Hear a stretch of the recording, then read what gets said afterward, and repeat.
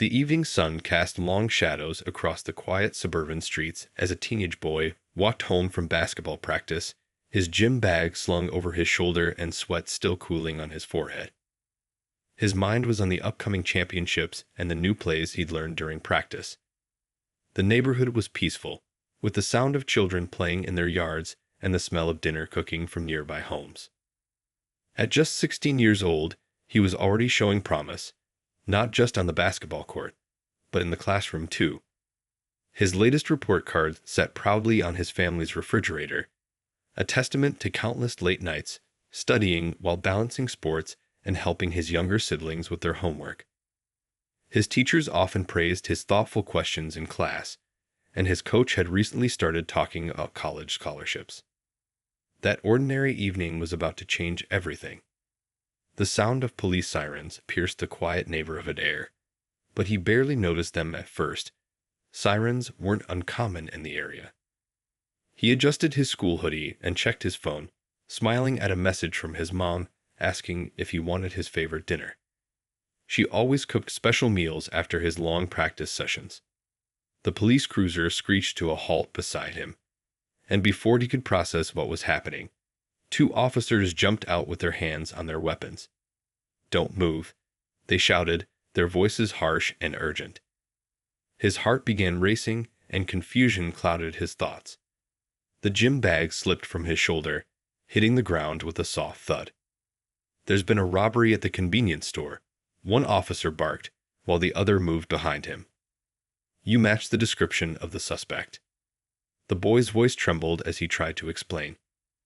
"I've been at basketball practice," he said, his words coming out steady despite his fear. "My coach can verify." But they weren't listening. A small crowd began to gather. Neighbors he'd known his whole life, people who'd watched him grow up. Some had their phones out, recording the scene unfolding before them. Mrs. Chen from next door stepped forward, trying to tell the officers that she'd seen him walking home from practice at this same time almost every day for the past 2 years. Time seemed to slow down and speed up all at once. The cold metal of handcuffs bit into his wrists despite his cooperation. He could hear his heart pounding in his ears as the officers ignored every attempt to explain his innocence. Through it all, he remembered what his parents had always taught him: stay calm, don't resist, live to fight another day. In the distance, he could see his house, just 3 doors down. The porch light was on, waiting for him to come home. His mother would be standing in the kitchen, probably stirring a pot of his favorite stew, unaware that her son's life was about to be turned upside down just yards from their front door. As the officers moved to put him in the back of their cruiser, more neighbors emerged from their homes. The boy caught sight of Mr. Washington, his elderly neighbor, already on the phone, presumably calling his parents. The look of worry and outrage on the familiar faces around him told him he wasn't alone, even in this moment of injustice. The setting sun painted the sky in shades of orange and purple, a beautiful evening that stood in stark contrast to the ugly scene playing out on the suburban street. What should have been a normal walk home from practice had become the beginning of a story that would shake their community to its core. A story of injustice, resilience, and the long road to change that lay ahead. The police station's fluorescent lights buzzed overhead, casting harsh shadows across the cold interrogation room. The teenage boy sat alone, his basketball practice clothes now wrinkled from hours in custody. His stomach growled. He hadn't eaten since lunch at school, and his mom's promised dinner felt like a distant memory now. Outside the room, a storm was brewing. His parents had arrived at the station, their voices carrying through the thick walls as they demanded answers. His father, usually quiet and reserved, could be heard clearly asking to see his son. His mother's voice cracked with emotion as she explained over and over that her boy had been at basketball practice, that this was all a terrible mistake.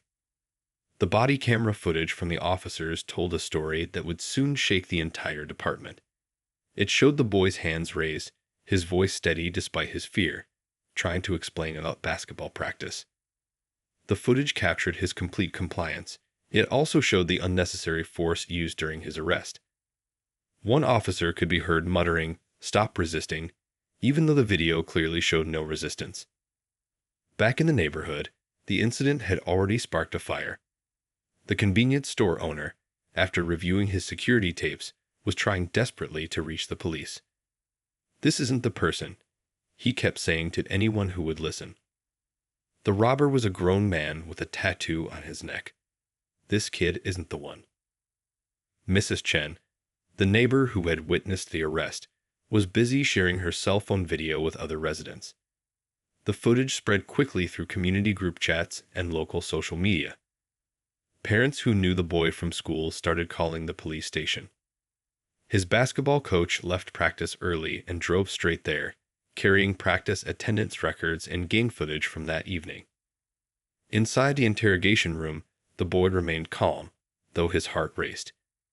He remembered all the times his parents had talked to him about situations like this: stay polite, ask for a lawyer, don't sign anything. The detective who came in tried to pressure him into confessing, suggesting it would make things easier. But the boy knew his rights. "I want to speak to my parents and a lawyer," he repeated firmly, just as he'd been taught. A young officer who had been watching through the two-way mirror felt increasingly uneasy. The timestamps on the robbery report and the basketball practice schedule weren't adding up. He'd seen the boy's school ID, the fresh gym clothes in his bag, the basketball still warm from practice. Something wasn't right, and he could feel it in his gut. Down at the front desk, more people arrived. Teachers from the high school came forward with security footage showing the boy in class all day. The attendance records from basketball practice were ironclad. The convenience store owner had finally gotten through to someone who would listen, insisting they review his security footage. The truth was unraveling quickly. The original description of the suspect had been vague: young black male in a hoodie. But as evidence mounted, it became clear that this description had led to a grave injustice. The real robber, as security footage would later show, looked nothing like the teenage athlete they'd arrested. Hours ticked by under those humming fluorescent lights. Outside the station, a small crowd had gathered: neighbors, teachers, teammates, and community members, all demanding justice. They weren't angry protesters. They were worried community members who knew this boy, who had watched him grow up, who knew this wasn't right. Through the station's windows, the boy could see camera lights from local news crews starting to arrive. What began as a wrongful arrest was quickly becoming something bigger, a moment that would force their community to confront uncomfortable truths and demand real change. The night was far from over, and this was only the beginning of a story that would challenge everything their community thought they knew about justice. The morning sun rose over a community forever changed. The video of the wrongful arrest had spread like wildfire overnight, reaching far beyond their small suburban neighborhood. People who had never paid attention to such incidents were now watching, sharing, and asking questions. The quiet streets where children usually played were now filled with news vans and reporters seeking interviews. At the high school, an empty seat in first-period chemistry spoke volumes. Students who usually dozed through morning announcements sat alert, phones hidden under desks as they followed updates about their classmate. The basketball team arrived wearing their jerseys, a silent show of solidarity that spread through the school until even teachers were wearing the school's colors. The boy's family's living room had become an impromptu command center. His mother sat on their worn leather couch, still in her nursing scrubs from her night shift, fielding calls from civil rights organizations and lawyers offering help. His father, who had barely slept, was reviewing the growing mountain of evidence proving his son's innocence: security footage, time-stamped photos, witness statements, all telling the same story. "I watched that boy grow up," said an elderly neighbor to a news reporter, her voice shaking with emotion. "He shovels my driveway every winter without being asked. He helps me carry my groceries. That's who he is." More neighbors stepped forward, each with their own story to tell. The crossing guard talked about how the boy always thanked her each morning. The librarian shared how he tutored younger kids after school. The convenience store owner, frustrated that his earlier attempts to clear the boy's name had been ignored, held an impromptu press conference right in front of this shop. He played his security footage on a laptop for all to see, showing the real robber. A grown man who looked nothing like the teenage athlete they'd arrested. "This is who they should be looking for," he said firmly, pointing at the screen. Not a kid walking home from basketball practice. The boys' basketball coach stood in the school gym, surrounded by team photos from previous years. "We have practice every day from 3:30 to 6 o'clock, he explained, holding up attendance records. He's never missed a single one. He was here, with 30 other students and 3 coaches, watching him sink 3-pointers. How do you arrest someone for a robbery when dozens of people saw him somewhere else?" Social media exploded with support. Students shared photos and videos of their friend at games, at study groups, helping at community events. The hashtag Justice for Our Students started trending locally, then nationally. Each post painted a picture of a young man who represented the best of their community, now traumatized by those sworn to protect it. Local civil rights leaders called for a peaceful gathering in the park where the boy often played basketball with neighborhood kids. What started as a small meeting grew into hundreds of people, then thousands. They weren't just protesters. They were teachers, coaches, classmates, neighbors, all holding signs with basketball themes. Defense against injustice, and time out on police brutality. The boy's younger siblings struggled to understand why their big brother, their homework helper and basketball teacher, had been treated this way. Their questions broke their parents' hearts. But didn't they know he's good? Why didn't they just ask his coach?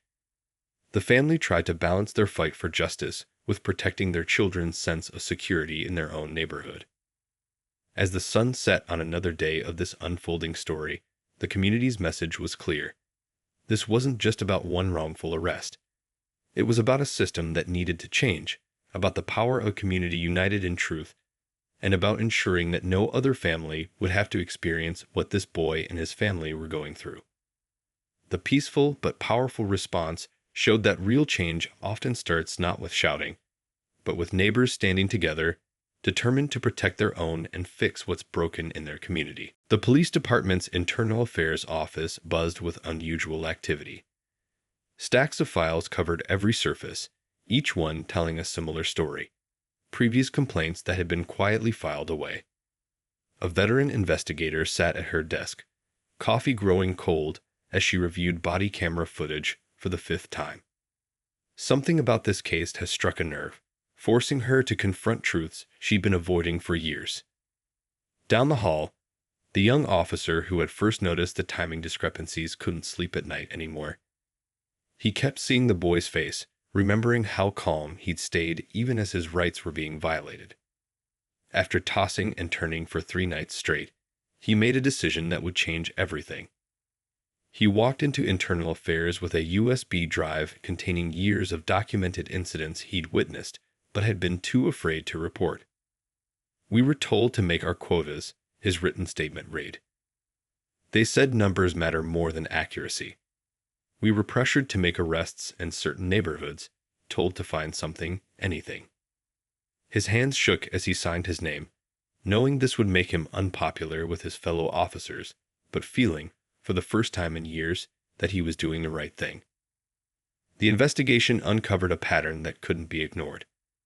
The same officers involved in the basketball player's arrest had similar complaints filed against them, all following the same troubling pattern. The internal affairs investigator pulled out a map, marking each incident with a red pin. The visual pattern was undeniable. Certain neighborhoods, certain demographics, certain times of day. The police chief sat in his office, blinds drawn, watching protests continue outside his window. On his desk lay the preliminary report from Internal Affairs, alongside screenshots of social media posts showing the boy's academic achievements and community service. The contrast was stark. A department focused on numbers and quotas had traumatized a young man who represented the very best of their community. Training records revealed another troubling detail. The department's bias training program had been shortened years ago to save money. Officers were rushed through crucial sections about community relations and de-escalation techniques. The training officer who had objected to these cuts had been transferred to night shift, his concerns buried in administrative paperwork. Community oversight board members, usually quiet during investigations, couldn't stay silent. One member, a retired judge, spoke up during an emergency meeting. "We've been rubber stamping these reports for years," she admitted, her voice heavy with regret. "We failed this boy, and we failed our community, but we can use this moment to make real change." The investigation spread beyond just this incident. Other officers, inspired by their young colleagues' courage, began sharing their own stories. They talked about the pressure to make arrests, the emphasis on statistics over justice, the subtle and not so subtle messages about which neighborhoods to target. Each revelation added another piece to a puzzle that painted a disturbing picture of systemic issues. Body camera footage from dozens of previous arrests was reviewed. The pattern became clearer with each viewing. A department more focused on numbers than justice, on quotas than community service. The very systems meant to protect and serve had created an environment where incidents like this weren't just possible, they were inevitable. The young officer who had come forward found unexpected allies. Older officers, nearing retirement, began sharing stories of how things had changed over the years, how community policing had been replaced by statistics and quotas. They brought out old training manuals, showing how the emphasis had shifted from protection to prosecution. As the internal investigation deepened, it became clear that this wasn't just about one wrongful arrest or a few problematic officers. It was about a system that had lost its way, about good people who had stayed silent too long, and about the courage it takes to stand up and say enough. The question now wasn't just about how to right this particular wrong, but how to fix a broken system before it hurt anyone else's child. The law office hummed with energy as the boy and his parents sat across from their attorney, a civil rights lawyer known for taking on tough cases. Scattered across the polished conference table were stacks of evidence. The basketball practice videos, witness statements, and most importantly, the convenience store's security footage that proved his innocence. "Your son did everything right," the lawyer said, her voice gentle but firm as she adjusted her reading glasses. "He stayed calm. He asked for a lawyer. He didn't resist. Now it's our turn to fight for him." She spread out a timeline she'd created, showing every minute from basketball practice to the wrongful arrest. The gaps in the police's story were obvious, like missing pieces in a puzzle that never should have been put together in the first place. Down at the courthouse, the clerk's office was bustling with activity. The filing of the civil rights lawsuit made headlines, but it was the details within the document that caught everyone's attention. Page after page detailed not just this incident, but a pattern of similar cases that had been swept under the rug. The boy's case was just the tip of an iceberg that had been growing for years. The discovery process revealed shocking information. Emails between police supervisors showed pressure to increase arrest numbers in certain neighborhoods. One message read, "I don't care how you do it, get those numbers up." Another warned officers about falling behind on their quotas. The young whistleblower officer's testimony became crucial as he explained how these pressures affected daily policing decisions. In the boy's home, his mother sat at their kitchen table late one night, reading through depositions. Her nursing scrubs still on from her shift, she highlighted passages that made her heart ache, not just for her son, but for other families who might have faced similar injustices without the support her family had received. Her husband paced nearby, phone constantly buzzing with messages from community members offering help.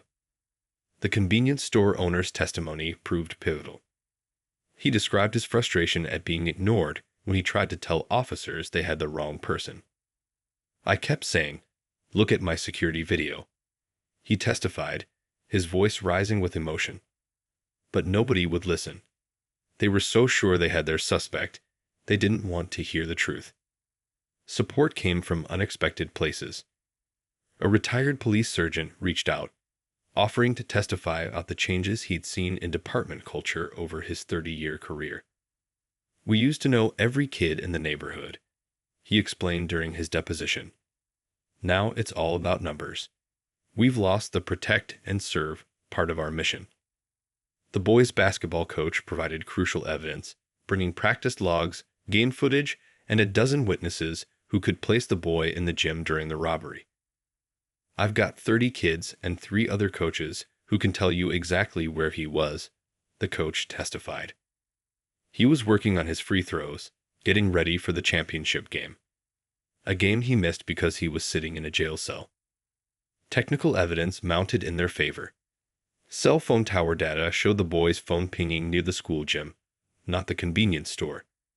The time-stamped photos from practice matched perfectly with his story. The real robber's image from the security footage, when enhanced, showed distinctive features that looked nothing like the teenager they'd arrested. The boy himself stayed strong through it all, though the strain showed in quiet moments. His grades never slipped. If anything, he studied harder. He still helped his younger siblings with homework, still volunteered at the community center, but something had changed. His eyes would dart around when police cars passed, and he'd stopped walking home alone from practice. These small changes spoke volumes about the invisible scars left by that night. As the legal battle intensified, it became clear this case was about more than one wrongful arrest.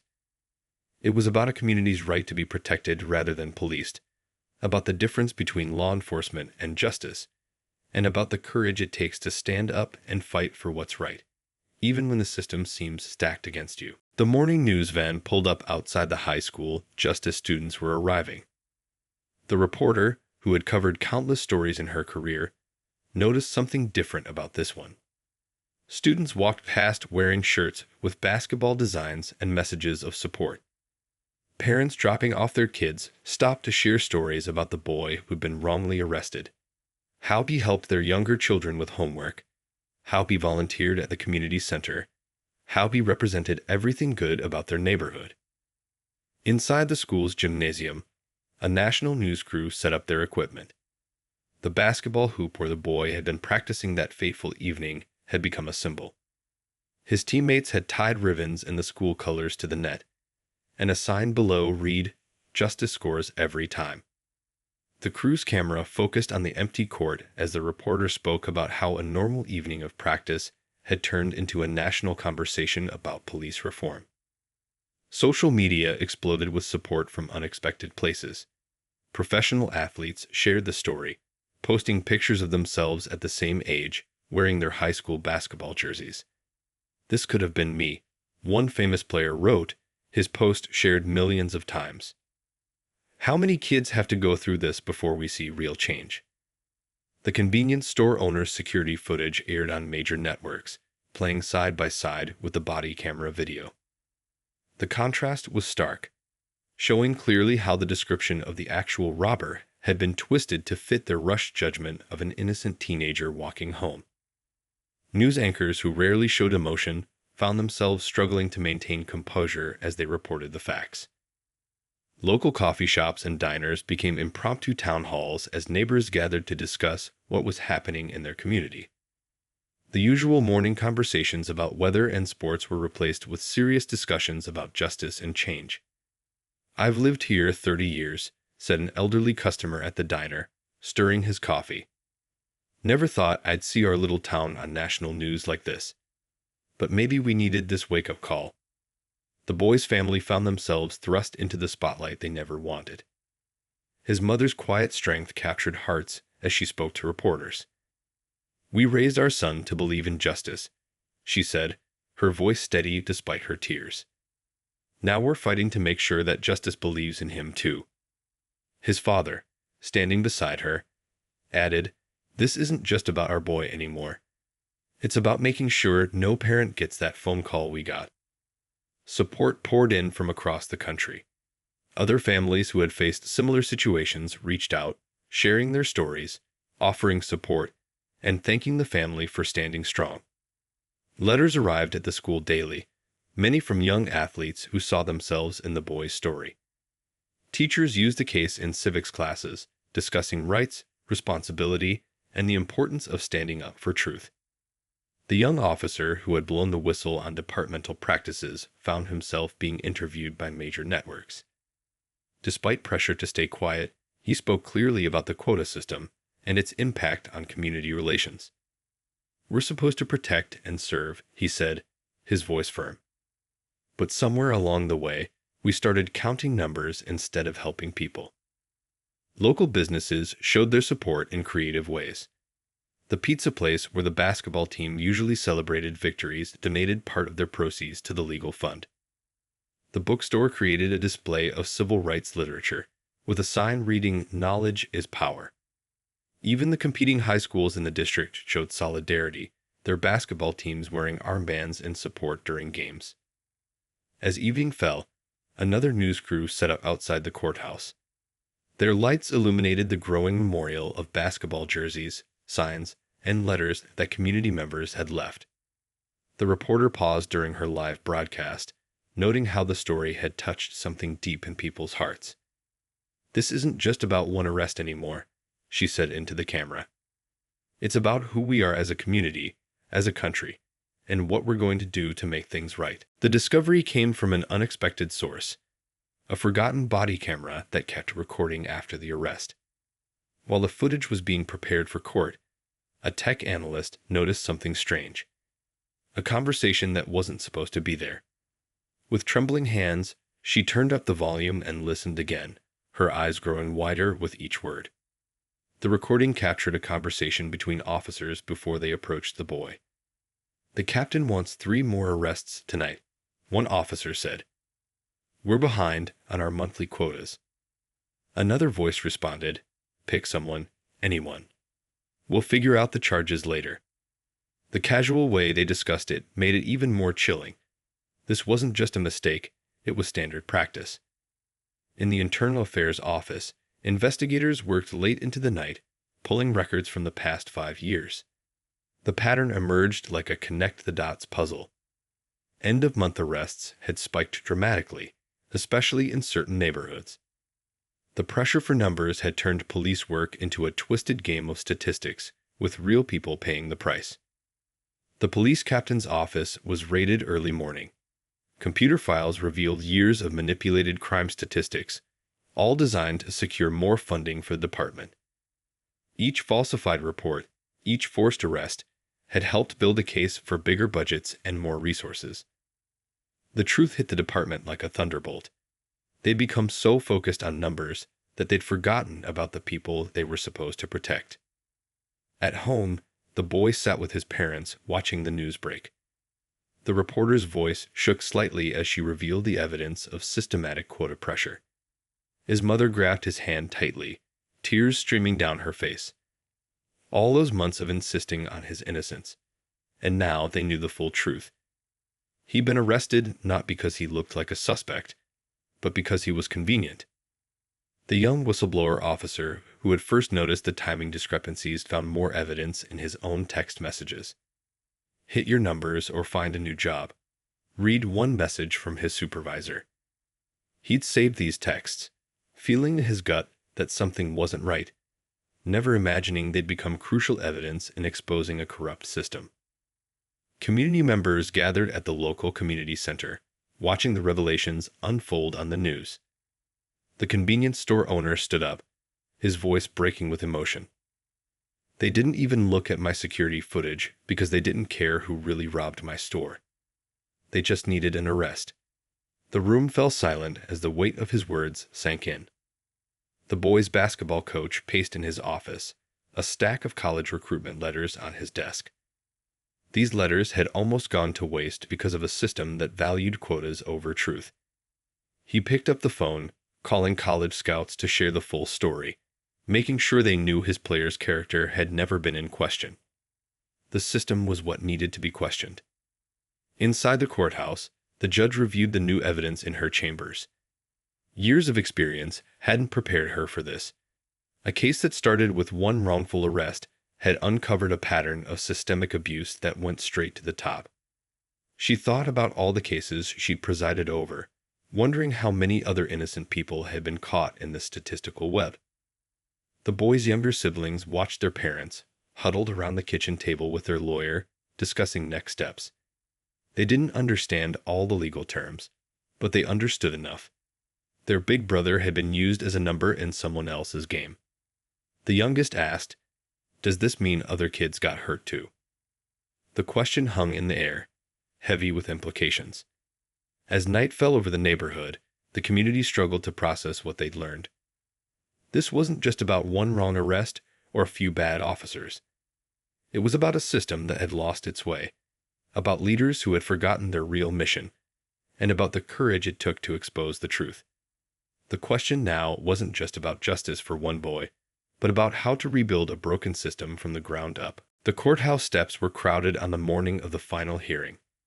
The morning sun cast long shadows as the boy walked up those steps with his family, no longer the scared teenager who had been wrongfully arrested, but a young man who had helped expose a broken system.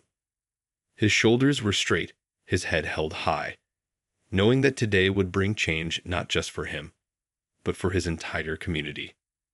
Inside the courtroom, the police captain sat with his head bowed as evidence of the quota system was presented. Email after email flashed on the screen, showing how he had pressured officers to make arrests, threatening their jobs if they didn't meet their numbers. The young officer who had first spotted the discrepancies testified about the culture of fear and pressure that had led to countless wrongful arrests. The judge's voice filled the silent courtroom as she delivered her decision. All charges against the boy were officially dropped, with a formal apology entered into the record. But she didn't stop there. "This case has revealed a catastrophic failure of leadership," she declared, her voice firm. "The real crime here was committed by those who twisted the meaning of protect and serve into count and collect." Back at the police department, changes were already underway. The new interim chief, a veteran officer known for his community outreach work, stood before his officers. "Starting today, we measure success by lives helped, not arrests made," he announced. "We're going back to basics. Knowing our community, protecting our neighbors, earning trust." Officers in the room nodded, many feeling relief that they could finally do their jobs the right way. The boy's family gathered in their living room with their lawyer, reviewing the settlement agreement. The money was substantial, but what mattered more were the required changes. New training programs, community oversight boards with real power, and regular audits of arrest patterns.